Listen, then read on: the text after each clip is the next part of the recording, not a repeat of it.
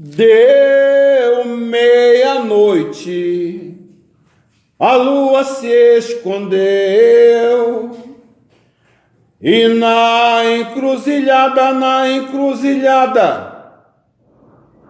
Exu Marabout apareceu. Deu meia-noite, a lua se escondeu, e na encruzilhada Exu Mangueira apareceu. Elaroê, laroê, laroê, é Mojubá.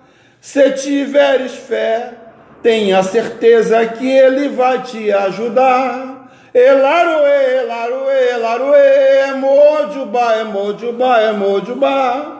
Se tiveres fé, tenha certeza que eles irão te ajudar.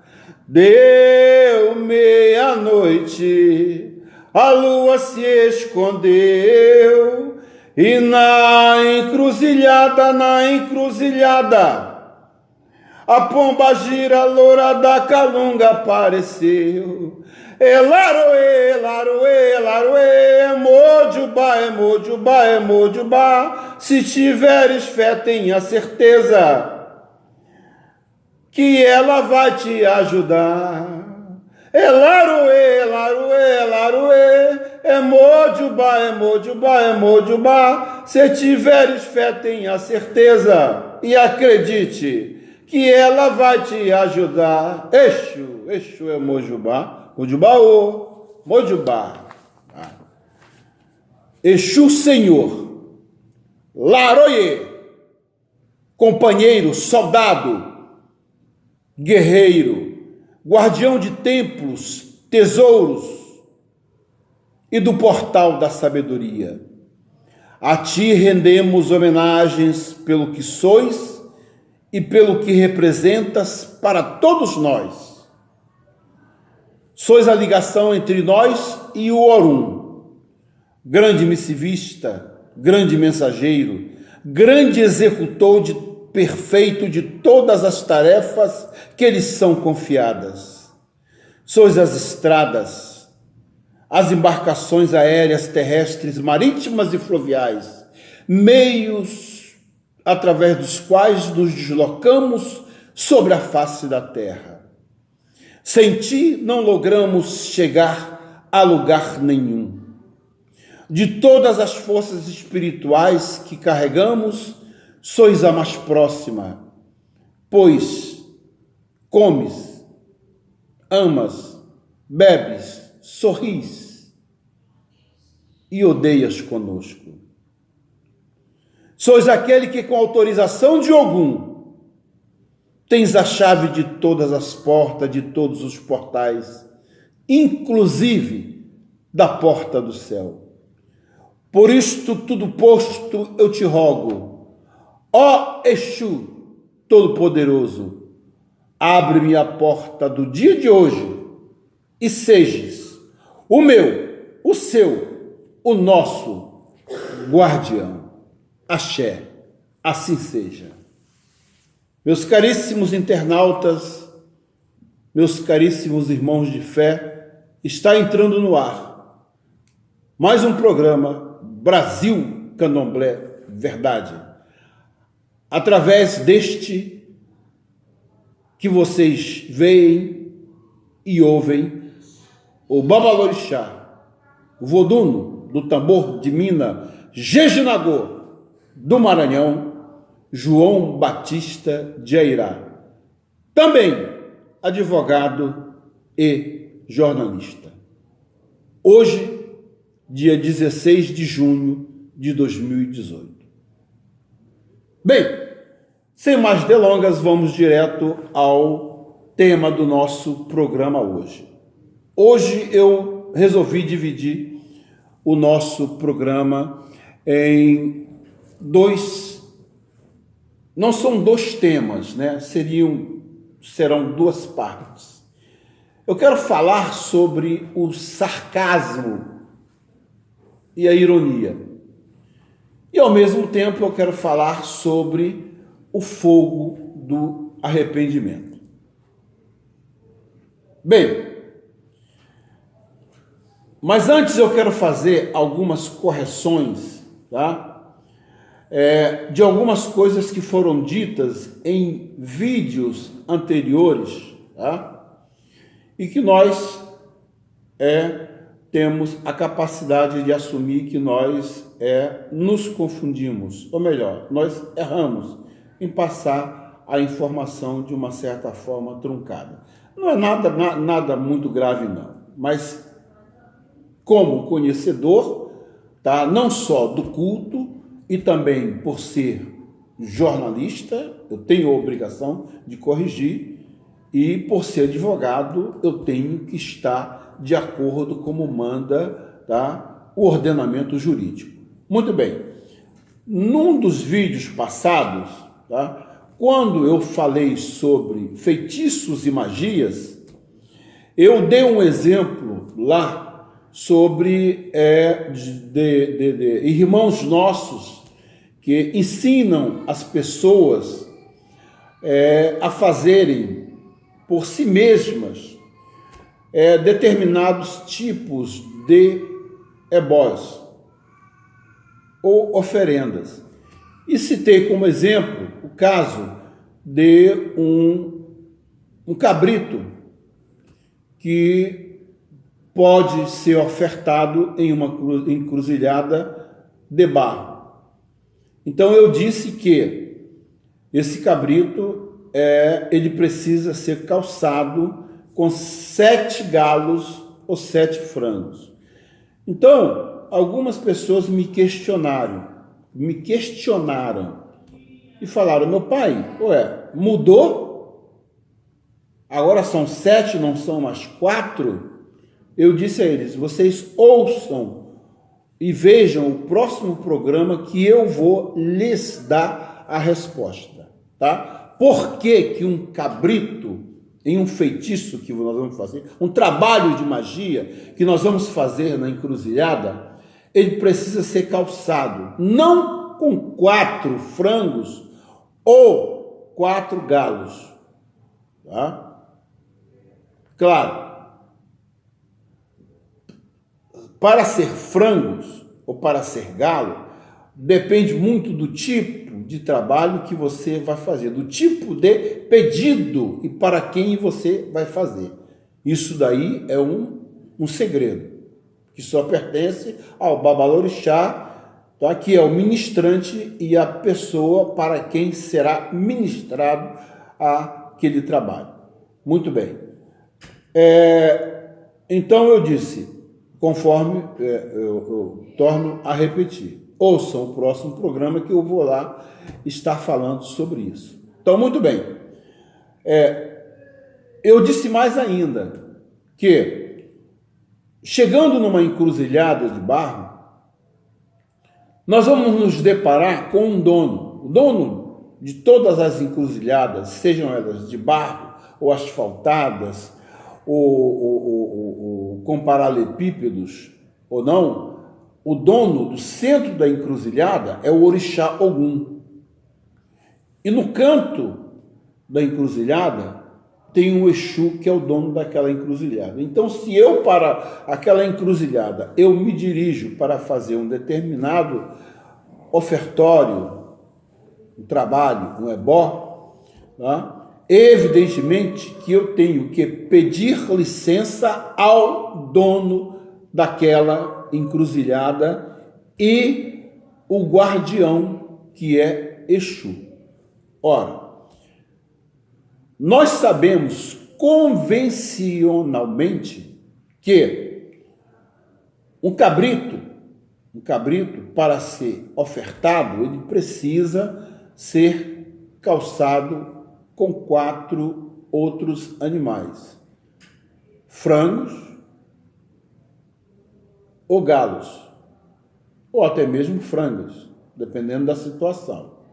Mas notem bem, como eu disse que este é um trabalho de uma responsabilidade muito grande e que somente o babalorixá pode efetuar. Então, o que acontece? Tá? Eu tenho um axé eu tenho um abaçá, eu tenho um templo afro-brasileiro, consequentemente, eu tenho um bara. O que é um bara? Bara é o primogênito, o senhor do universo. É o Exu Orixá, aquele que comanda todas as falanges, é o responsável pelo movimento, pela translação da terra. É ele que tudo movimenta, é ele que faz o dinheiro movimentar, é ele que faz as fábricas produzirem, é ele que faz o trabalhador trabalhar, é ele que faz o trabalhador conseguir um emprego, é ele que faz o trabalhador perder um emprego, é ele que faz o homem casar, descasar, a mulher casar, descasar, é ele que faz com que a mulher tenha filhos ou não tenha filhos, enfim, ele é o responsável por todos os atos que acontecem aqui na Terra, abaixo de Deus, com toda certeza. Tá, muito bem. Então, toda casa de axé que se preze, ela tem que ter o seu bara, tá? Pode ter uma legião de Exus e Eguns. O que são Exus e Eguns? Ou Exus Eku Erus, como querem alguns. Muito bem. Esses Exus e Eguns, tá? Eles fazem parte, né, daquela corte de Exus que o Babalorixá recorre para a realização dos seus trabalhos. Muito bem. Então, se eu tomo de um cabrito, tá, e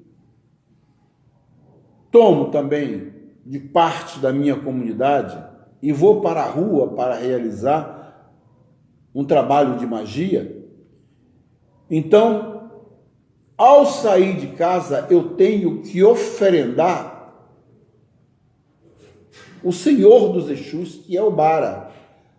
Mas não é o bara individual, quer dizer, aquele bara que pertence a nós, que todos nós temos um bara, o bara individual. Não, tá? É o bara geral, é aquele bara que nós plantamos e que está ali preparado para receber toda e qualquer oferenda. Então, para eu sair, tá, da minha casa para a realização de um trabalho extramuros, eu tenho que oferendar, fazer um ofertório, tá, de um desses sete animais que eu falei para o bara. Já foi um, não é? Muito bem. Chegando na encruzilhada, eu já disse que a encruzilhada ela tem um dono que é Ogum e tem um guardião que é Exu. Então, eu tenho que pedir licença a Exu. Peço licença a Exu e o oferendo. E dou-lhe de presente, em ofertório, um daqueles bichos de penas, tá, do calçamento, tá, com tudo que é necessário, tá, como manda o figurino. E já se vão 2 bichos de penas, 2 galos, ou 2 frangos, ou 2 frangas, né? E o terceiro, tá, eu vou oferendar ao Senhor Ogum, no meio da encruzilhada. No meio da encruzilhada. Muito bem. Já se vão 3 animais. Sobraram-lhe o quê? 4 animais que irão justamente calçar o animal de 4 patas que eu vou fazer o ofertório. Aí sim eu estarei preparado, tá, com toda a firmeza necessária para fazer aquele trabalho de magia ao qual eu me propus a fazer para alguém conseguir uma graça. Muito bem. Com isso, eu explico por que o calçamento, nesse caso, é de 7 bichos de penas, 7 animais, frangos, frangas ou galos. de acordo com o trabalho que vai se fazer, ou para quem vai se ofertar. Então aqui eu estou explicando, tá? Não estou ensinando, tá, a nenhum babalorixá, a nenhuma ialorixá. Estou apenas dizendo, falando da maneira como eu aprendi, tá? Então eu aprendi dessa maneira e sempre deu certo, sempre dá certo e sempre dará certo. Por quê? Porque acima de tudo está o respeito que nós temos que ter para com as coisas sagradas dos orixás e para com os seus pontos, os pontos que lhes pertencem sobre a face da terra. Todo e qualquer lugar na face da terra existe dono, donas. E nós temos que respeitar. Se eu vou na mata, eu tenho que oferendar o dono da mata, o guardião da mata. Se eu vou para a pedreira, eu tenho que oferendar o dono daquela pedreira. Eu tenho que oferendar o guardião daquela pedreira. Tá? Se eu vou à praia, eu tenho que oferendar, pedir licença ao dono daquele local, ao guardião daquele local. Então é bom que se saiba disso. Não estou ensinando, estou apenas, tá, corrigindo algo que para alguns, tá, que talvez por não saberem que quando se trata de um trabalho de magia, de feitiço, é necessário que se faça isso. Quando o trabalho é feito dentro de casa, diminui um pouco o número de animais para o calçamento.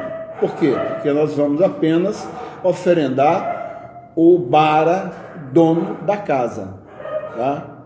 Aí, ao invés de 7, serão apenas 5 animais de penas. Um para o bara e os outros 4 serão para calçar o animal que vai ser imolado em ofertório, tá? A alguma força que irá recebê-lo como ofertório para retribuir através de uma graça a alguém que está necessitado, para a resolução de um problema de saúde, para a resolução de um problema sentimental, para a resolução de um problema material, para a resolução de um problema de justiça, de perseguição, de inimigo, de feitiço, para desfazimento de feitiço, enfim, para os mais variados tipos de problemas. Muito bem. Com isso, eu explico, tá, o que talvez muita gente não entendeu, por que 7 e não 4. Tá? Com isso eu esclareço. Muito bem. Mas, sem querer ensinar e ensinando, eu quero fazer uma advertência às pessoas, aos babalorixás e alorixás, ou até pessoas mesmos que, desavisadas, vão fazer determinados trabalhos nas encruzilhadas, nas cachoeiras, nas praias, nas estradas, nas matas, e muitas vezes levam consigo garrafas, oberóis. O que é oberó? Um alguidar de barro, né? Velas, que muitas das vezes são acesas, tá, próximo a mato seco e que pode causar um dano à natureza. Então, como nós somos adeptos, né, das forças divinizadas da natureza, nós temos a obrigação de quê? De preservá-la, de preservá-la de que modo, tá? Evitando queimadas, evitando acidentes nas estradas, não colocando garrafas, não quebrando garrafas nas cachoeiras, não deixando garrafas na beira de estradas ou no meio das estradas, tá? Não acendendo velas próximo a locais onde haja mato seco ou até mesmo mato verde. Mato verde. Por quê, gente? Porque o que é a vela? A vela é um símbolo, tá? É um símbolo como que você dissesse assim, as pessoas pensam erradamente que você precisa acender a vela para dar luz àquela força astral. Gente, a força astral, a força divinizada da natureza é a própria luz. Ela não precisa de vela, ela não precisa de luz. Quem precisa de luz somos nós. Quem precisa de velas somos nós. Não que com isso eu esteja aconselhando vocês a acenderem vela para o anjo de guarda, vela de 7 dias, né, ou velas comuns em cima de guarda-roupa, em cima de cômoda, porque a literatura é vasta no sentido de registrar acidentes domésticos, casas que são incendiadas por conta de pessoas que acendem velas para o seu anjo de guarda. O nosso anjo de guarda, ele também não precisa de vela, ele não precisa de luz, porque ele é um anjo, ele já é a própria luz, O alimento que ele precisa de nós é a fé, que nós tenhamos, que nós possamos corresponder para com ele através da fé, sabendo que ele existe e que ele precisa ser respeitado, que ele precisa ser cultuado. Então, como nós fazemos isso? Através dos nossos orôs, das nossas orações. Isto é o suficiente, porque notem bem, ouçam bem, vejam bem.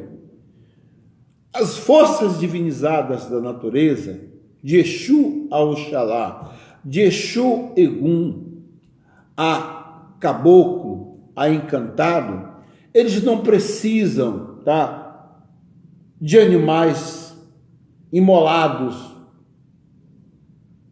a eles não precisam de velas, eles não precisam de charuto, de cigarro, de nada disso, tá? Isso aí se tornou cultural, nada mais é do que um ofertório. Por isso é que eu não uso o termo obrigação, porque normalmente as pessoas dentro do nosso culto usam o termo obrigação. Tudo que é obrigado não presta, ninguém gosta.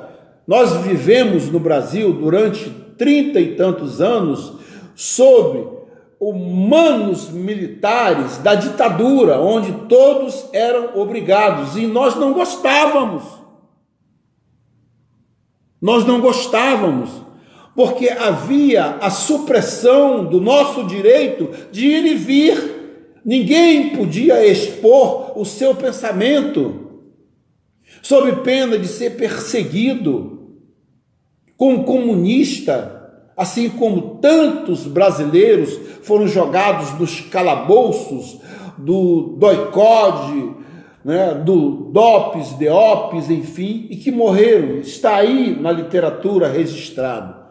Por quê? Porque havia uma obrigatoriedade. Então, a obrigatoriedade, ela sempre vem acompanhada de injustiça, assim como na época da Inquisição havia uma obrigatoriedade de que as pessoas, né, professassem apenas o dogma católico. Aqueles que não professassem o dogma católico era tido como herege, e de herege para bruxo ou bruxa e ser queimado ou queimada na fogueira, era um passo.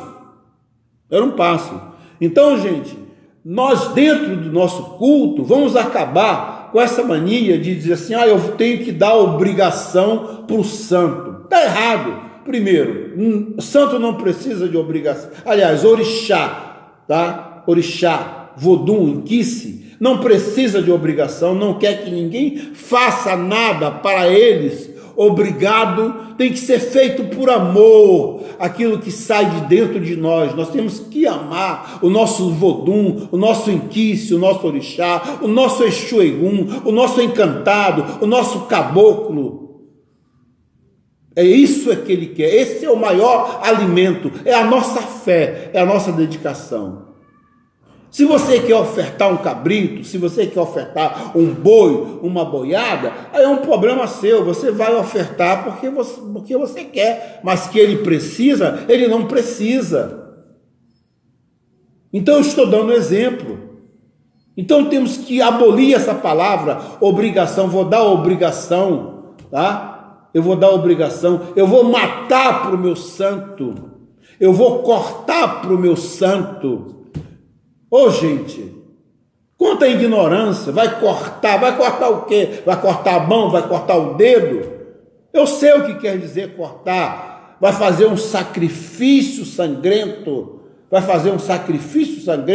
para o orixá, como se coisa que o orixá precisasse de algum sacrifício sangrento. Ele não precisa, isto é uma convenção, isso se tornou cultural, mas não existe essa obrigatoriedade, conforme eu disse, tudo que é obrigatório, ele vem acompanhado de injustiça,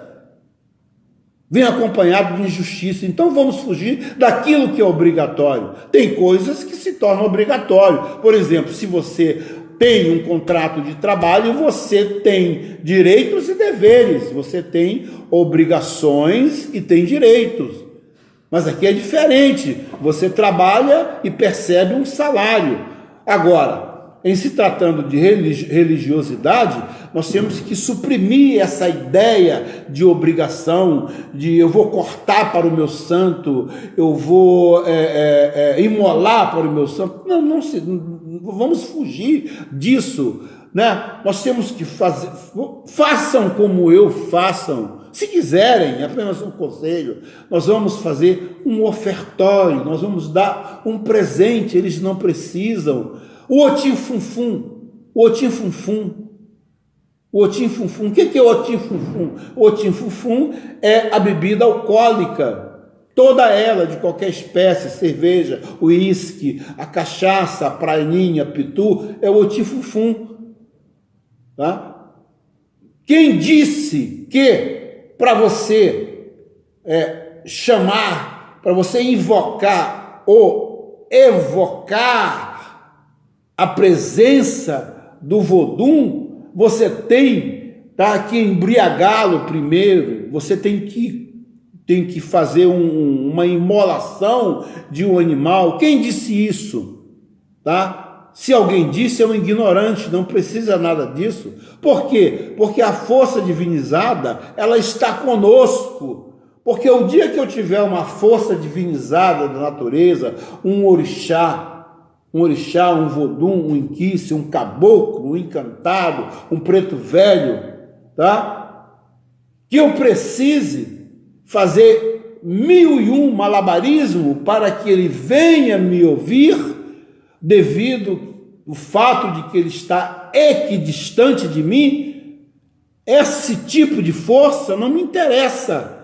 Por quê? Porque quando nós viemos ao mundo, nós já viemos com estas forças, então eles estão conosco, eles convivem conosco, eles sorriem, eles comem, eles bebem, eles gozam conosco, eles odeiam, entendeu? Então eles estão ali presentes, basta você descobrir e respeitar.